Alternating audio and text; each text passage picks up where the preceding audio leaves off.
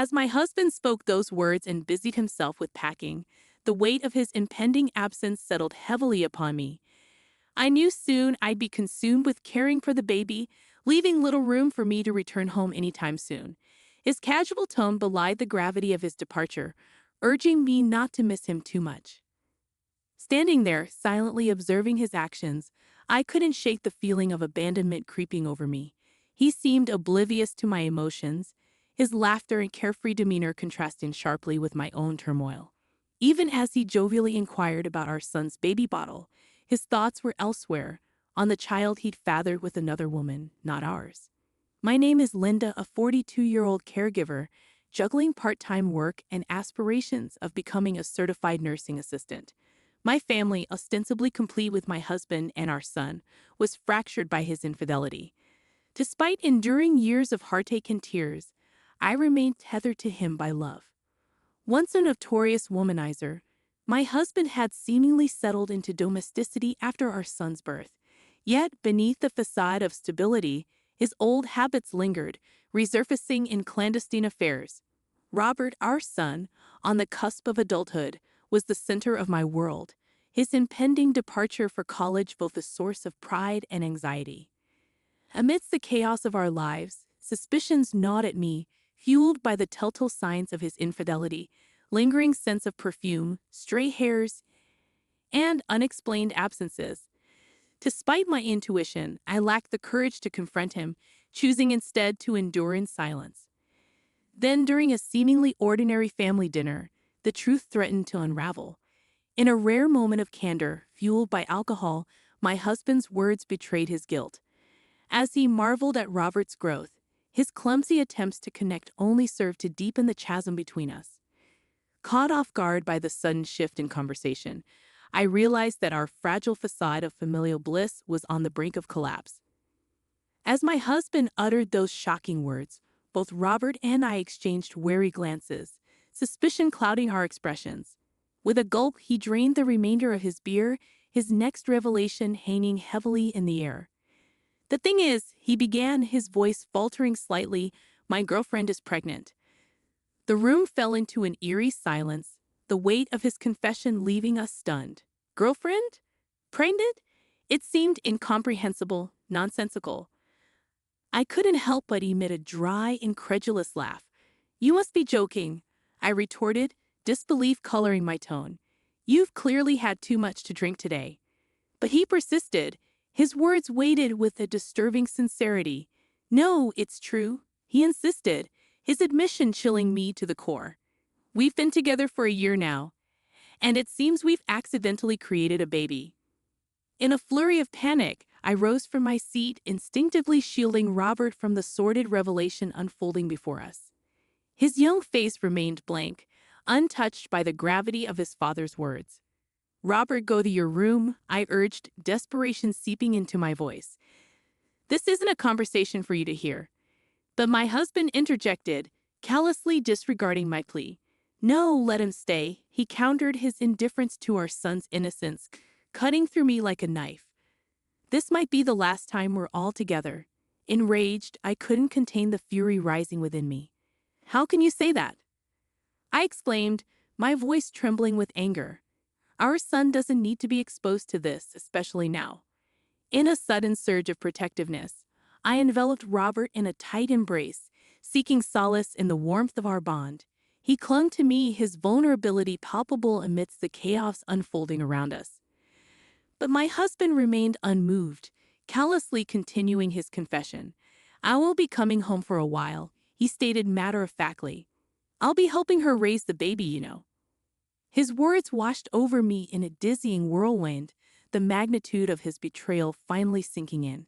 So he had a mistress, and they were expecting a child.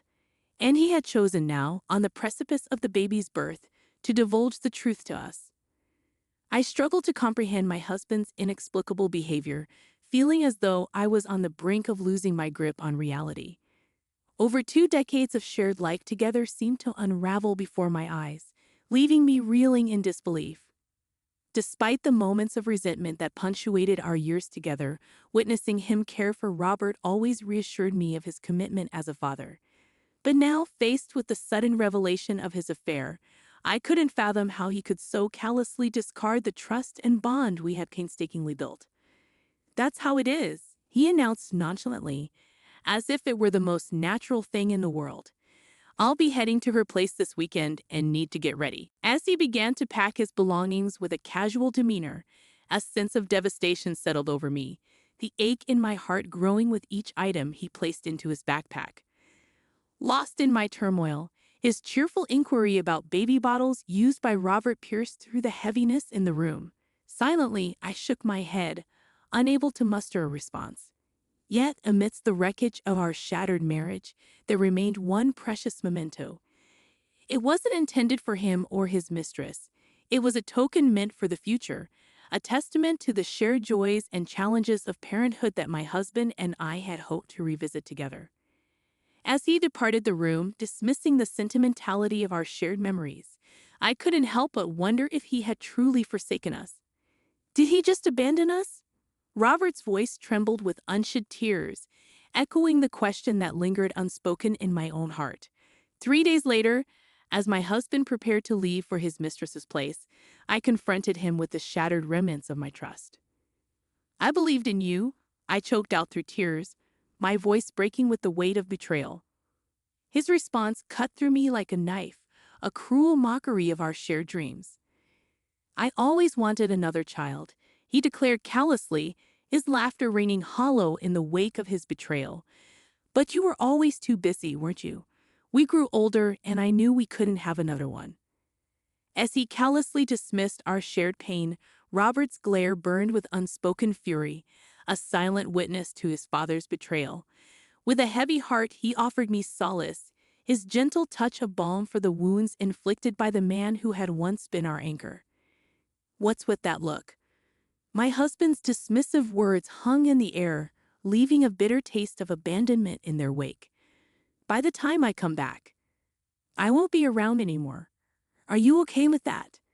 My husband's words cut through the air with callous indifference, leaving a bitter taste of abandonment in their wake. With a resigned nod, I replied, "Sure, you're an adult now, right? You've lost your childlike charm and you're not as cute anymore. I've heard my girlfriend's baby is a girl, so I might like her even more than you." Robert's reaction was swift as he lunged at his father, his frustration and hurt boiling over. For a moment, my husband flinched, but then he met Robert's glare with a cold indifference.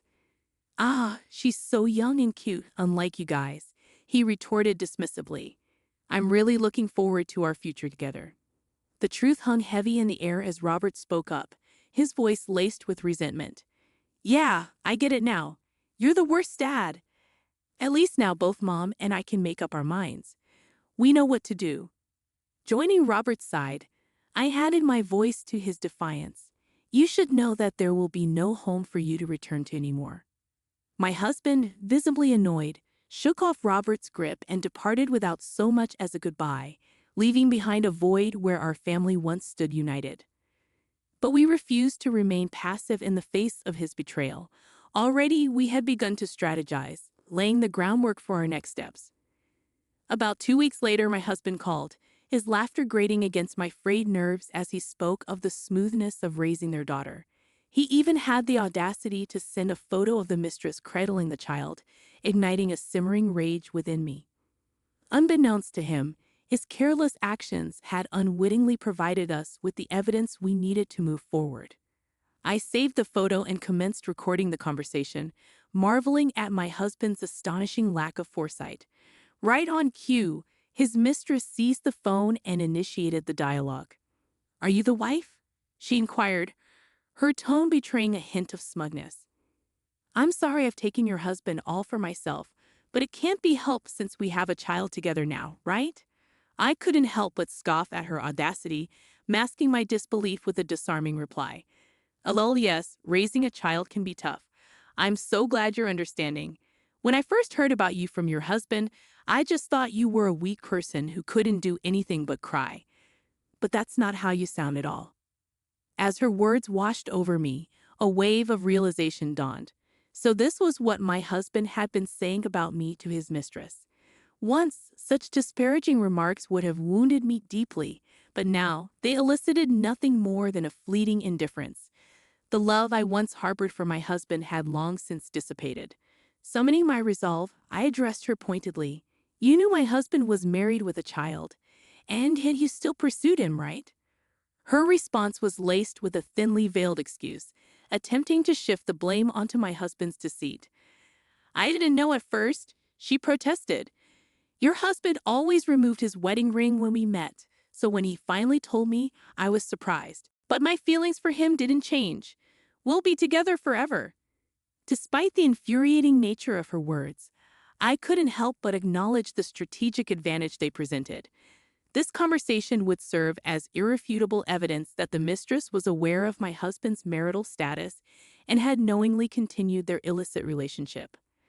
While her lack of remorse and cavalier attitude grated on my nerves, I knew that this calculated indifference would ultimately work in my favor.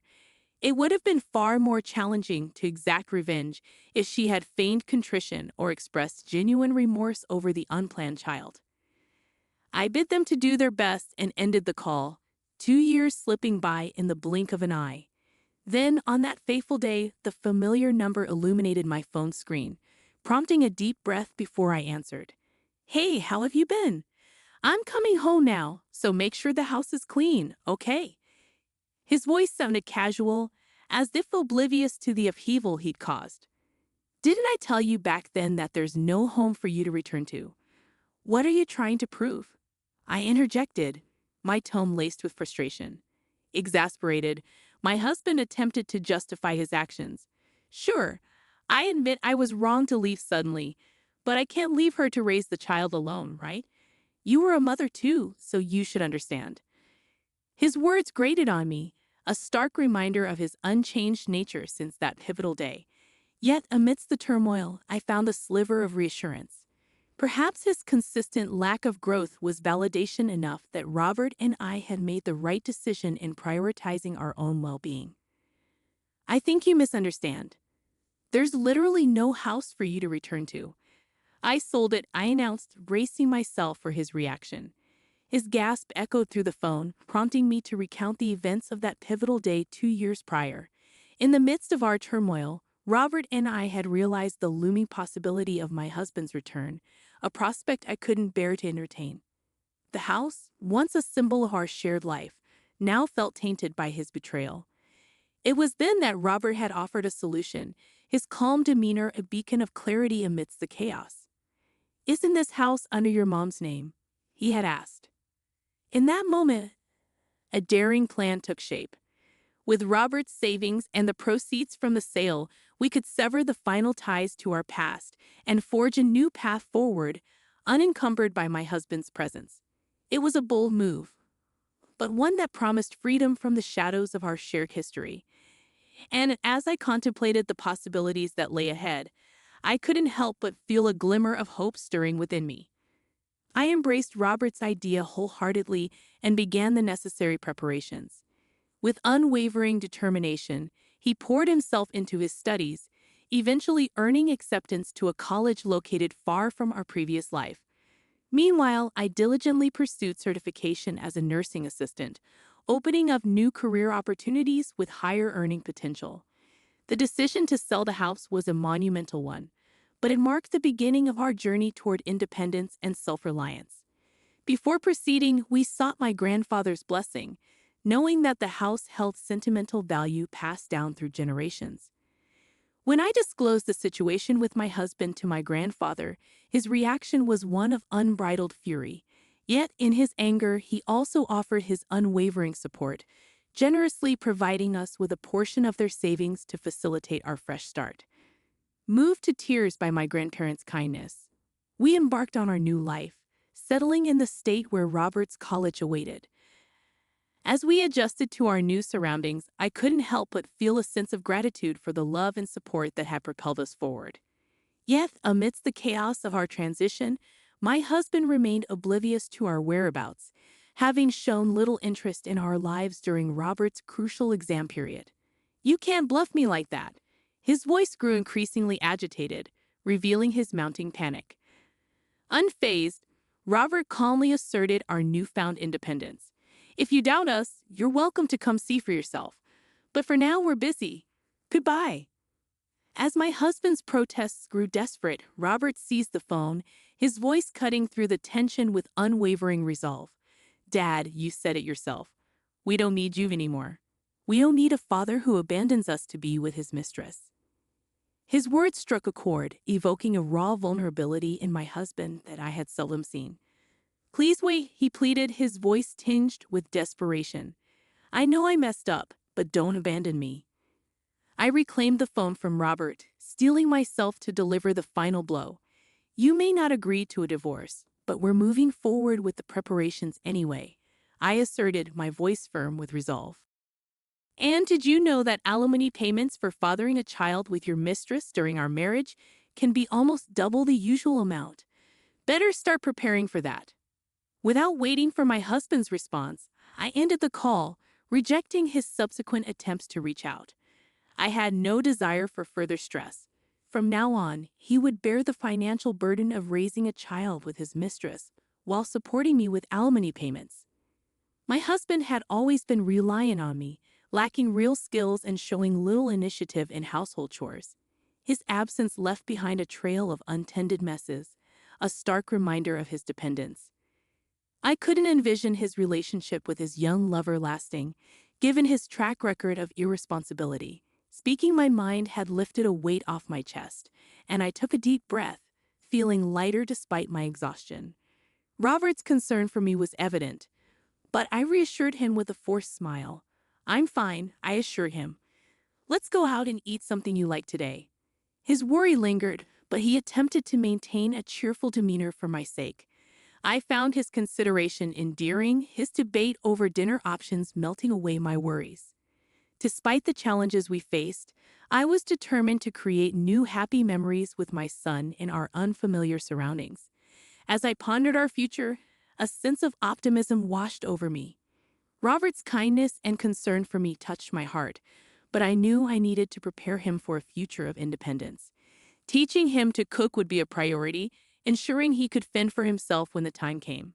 With my husband out of the picture, I no longer felt lonely. As I envisioned our future together, a laugh bubbled up from within me, a sense of freedom and clarity washing over me. With him gone, I could now live the rest of my life with a clear conscience, unburdened by the weight of his presence.